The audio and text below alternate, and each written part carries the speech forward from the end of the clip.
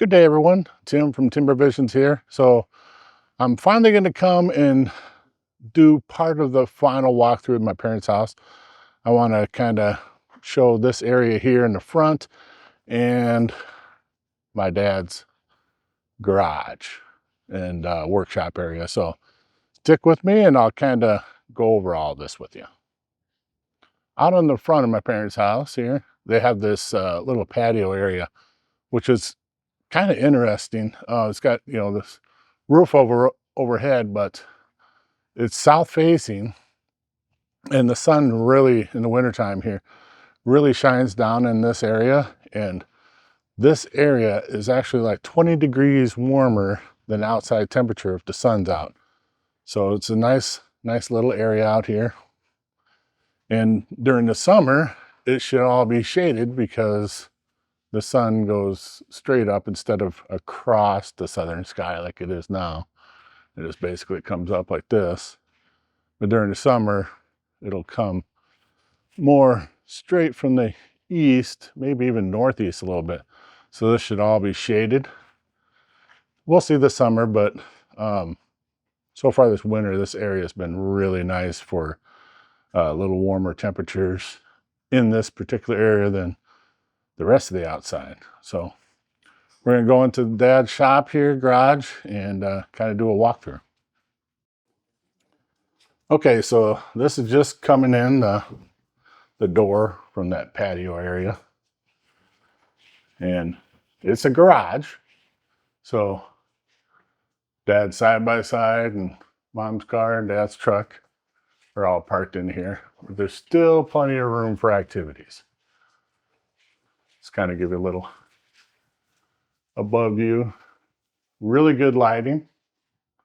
It's got these LED lights that run down the middle. There's plenty of lighting for the garage shop area. Then this is a different angle. And you can see the garage doors. They're 8 foot tall, 9 foot wide. So gives plenty of above clearance. And I think there's, what is it, like 6 foot in between, 5-6 foot in between each door. So gives lots of room in between the vehicles for storage and just extra room. And in this area, there's another garage door that goes to the backyard. And then this is where my dad's workbench is. And we'll go over that here in a little bit. But he does some things. There's a shaved horse that I made for him. If you'd like to see a video on that, let me know in the comments. We'll do a video on the shaved horse. And then got a desk and back door out to the back patio. A couple chairs and a TV. So nice big area. This is all in front of the vehicles because this is an extra deep garage. So lots of room.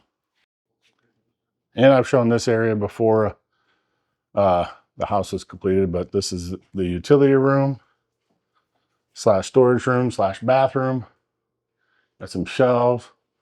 This unit's for the in-floor heat of the house and the garage. And then there's a forced air furnace and AC unit here. This is my parents' dogs. They're out here all the time helping Dad. But each stall has a floor drain like this. So that's kind of handy. Dad can wash vehicles even in the middle of the winter. Everything's nice and warm in here. So it's pretty nice to have a floor drain under each stall. Okay, so this is my dad, everybody, Dave. And he's gonna kind of walk around his garage and tell us what he does here. Go ahead, Dad. Okay, when we first decided we were going to build this home and garage, I want our son Dan, the contractor, he knew exactly what I needed for my work area and for the garage space, plus where I could be able to maneuver around and so forth. So beginning over in this area here, this is sort of our mud area. When we have these two Labrador dogs, when they come on in, You may even see tracks on the floor from walking in the mud. This is their feeding area. In this case here, I have my small fishing gear and so forth, and I got extra hats and stuff up there for winter. Over here, I've mounted up my fishing poles and my chest waders and my measuring device for the fish and so forth. So I'm utilizing that wall space. What I love about this, having 9-foot ceilings, it gives me more space to be able to get things off the floor, which was a good design by Dan, our son, the contractor. This area being, this is my seating area. I very rarely watch television, but when I do, this is my relaxing area for the dogs and I to have our afternoon popcorn. So this is some of my family, my dad and so forth, the family trees. And over here I have my sitting desk where I do my devotions and reading the Bible every morning. And have my lamp that one of my best friends made for me. So let's talk about that lamp a little bit. What's significant about this lamp? This is a lamp, being I was in the electric industry as a lineman, this good friend of mine from Lake Park, he was able to make this lamp. And when you have the lamp on, and you may not see it, the meter is actually recording the kilowatts. And so he made this as a gift for me. And so I keep that as a memento of him. The clock on the desk is anniversary gift from my grandfather Swanson that he gave to his wife, my grandmother, on her 25th wedding anniversary. So a number of these things all have to do with family and heritage. Here again, I have my rolling tool case. So I have all my wrenches and so forth in that. I have some of pictures from me when I retired from Alliant Energy that used to be Iowa Electric Light and Power. And this one, there were 3 guys. All of us were born on Christmas. And so that's why there's 3 of us. And then the one guy that's giving me a kiss, he was a good friend of mine as well. So anyway, that goes back to my utility industry. These are the original tools that I used for climbing poles in the past when I was working lineman, some of the extension sticks and so forth. This crew here was special to me because they actually was on a traveling crew with me in the past, and these old emblems come from in the early electric industry back in 1969. This night light came from a sign with old Iowa Electric Light and Power, and that guy is Ready Kilowatt. And one of my managers, when he retired, he made that sign for me, so I keep that as a memento for him. Yeah. And then here's a couple pictures of you doing a little work, right? Yeah. Back when guys always climbed poles. That's correct. did a lot of pole climbing in your day. So in this particular area, this is our workbench. It has rollers on it, so I can move it wherever I so desire. So as you can see, I have my whittling tools and so forth. I got a draw knife. This draw knife was the original draw knife that I had when I was a working lineman to flatten the pole to attach the cross arm on. So our grandson Storm, who lives in town, he sharpened it up and cleaned it up for me so that I can be using it for another item that Tim has made for me. So I have all of my components underneath here, my tools and so forth. I have pieces of red dogwood that I make chickens out of by whittling and so forth, and some of the bases. I get those bases and so forth from the local wood lot where people would take their refuse, and Tim has helped me with that. So as you can see, I have my vise here so that I can sharpen blades and my grindstone for the mower. And here I have where I sit on this chair and I do my whittling, and all my whittling shavings go into this container. Not all of them, but most of them, and then I sweep up the floor afterwards. And then we use that for actually starting our fires in our fire pit. I was working on a little project earlier this morning. This is going to end up being a balloon after I whittle it down, because our grandson's birthday is today. He's going to be 32, isn't I correct? 31. 32, so I'm going to give him a balloon. It's only going to be 1 inch in diameter, but this is what Tim made for me, and I need to get a piece of wood so that I can actually demonstrate.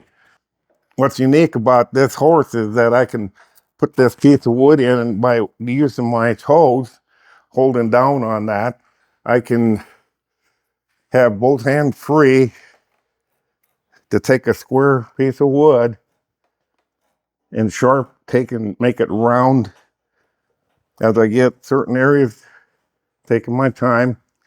And then I can take and loosen it up and turn it the opposite direction and shape that same area, the opposite area. And you notice that some of the slivers off, so you got to be gentle with it. So this is the very first pieces that I take off, because I got quite a ways to go, but this is how I begin. And I can actually make back in years ago, they used to make spokes for wagon wheels with this particular device. Plus, they'd take it onto the building site, and there would be one guy that would shave it down to proper dimensions.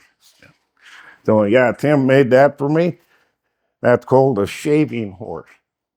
Okay, in this particular area, I've got our garden tractor, our mower, so we can have access to go on out to the backyard to mow the lawn and push mower here.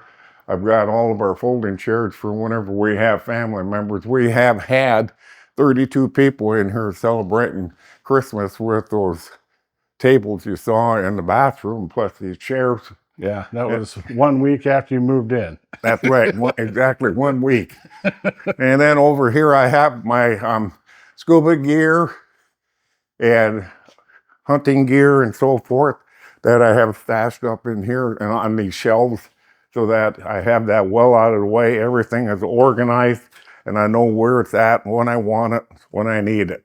So tell us a little bit about the scuba diving. Well, my wife, Pat, and my wife, used to operate blue water divers in Arnold Park, Iowa, and we had that for approximately 18 years. And so I've always been a scuba instructor, and I've always enjoyed training certain people. In fact, I've got a good friend in town of Hartley here that I assisted in training him, and we do scuba diving together on some wrecks and so forth. And we also have done and going to be doing a few presentations on the underwater ecology in our lakes. So yeah, that's something very important that we can pass on to other people with that presentation. And as you can see, this gives me a wide area. So when I get out of my truck, I got these here containers are eventually going to be gone. They were from moving. We're giving them to people. But as you can see, I have all my garden tools, my trimmers and so forth mounted on the wall. I have my cart here so it's not taking out space. My compressor, also my power washer. This little sign was from our dive shop. That was our little comrade that we had outside on our sign. And then here I have all kinds of different cleaning materials for washing vehicles. One of the things, if you notice, I'm walking around in sandals. Since we have bought this place and moved into this place with heated floors, I very rarely wear shoes anymore because of the nice environment, you know, the heated floor and so forth. I can wash my vehicle inside over any of these floor drains. We got the water spigot, so I can't ask for anything better. So thanks to Dan and his design for the garage, I'm well blessed. Yep. Yeah, it's a really nice garage. I'm sure there's going to be a lot of jealous people when they see this video. It's a pretty good shot. All right. This is one of the greatest features that was added whenever we were designing this garage. I always wanted to have, as you can see, the fans going down the middle with the lights, as Tim had talked previously, but the outlets as well.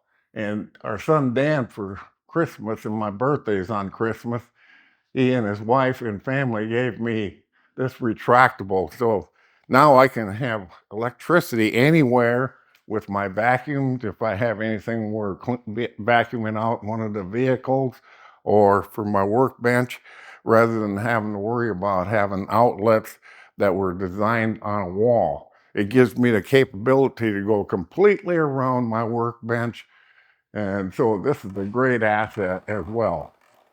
When I get done with my work, I just allow it to go up, and it's out of everybody's way. Of course, he does have outlets all the way around the exterior too. So no shortage of outlets in this garage. But yeah, that center one, pretty good idea to get to the middle of the garage anywhere. So that's a pretty handy thing. I might have to get one of those for my garage too. There's Snoop, and Teddy. Hey, Teddy. These guys help Dad out. Well, I want to thank everybody for stopping and watching this video. Hopefully you found it interesting, informative, and maybe gave you some ideas for your garage. Not everyone has a space this big, but he does have it set up pretty good, I think. But like I said, I want to thank you for stopping in today. And until next time, be safe, brothers and sisters.